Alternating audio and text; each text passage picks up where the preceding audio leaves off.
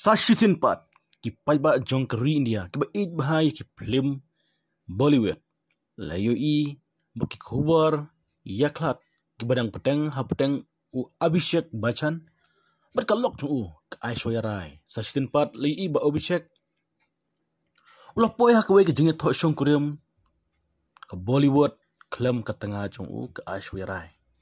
Ka ayela Kashyap ka khun jong u nong shna film Anurag Kashyap Klai shong kuriam bat usian giri-groy.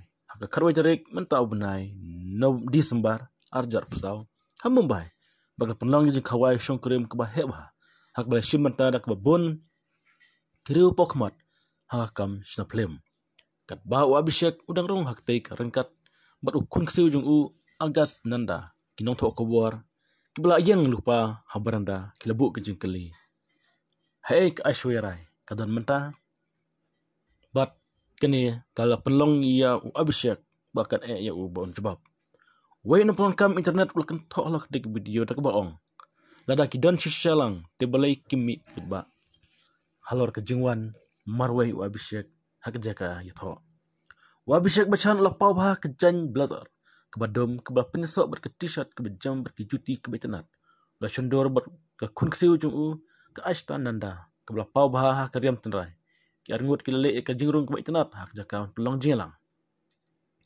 Ki nong shongkhat thamai ka ayala bat usian ki lele ya ka jingrung bat thamai. Man diang sobhai ki bawan hak ni ki jing kawai. Ki le ya kublai kiti ki tengshan bah dak jingkemen namar ba ke jingriam ke jongki. Ka alaya Kashyap ke lapan pau ke jing stenat. Pong dak shat ke balik ke badan hak liang ber ke jangkop ke banar. Berit bah.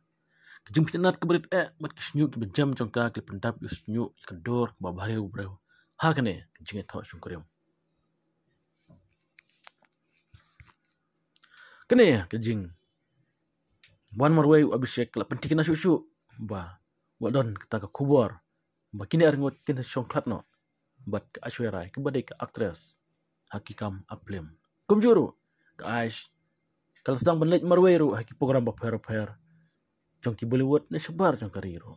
Balu iru bak jing shendur bat ki samla shendang. Kene la penlong ru wat yu kuthau jong ka Amitabh Bachchan. Bun sedang ban ki bitar ban teks ne ban keren ha social media.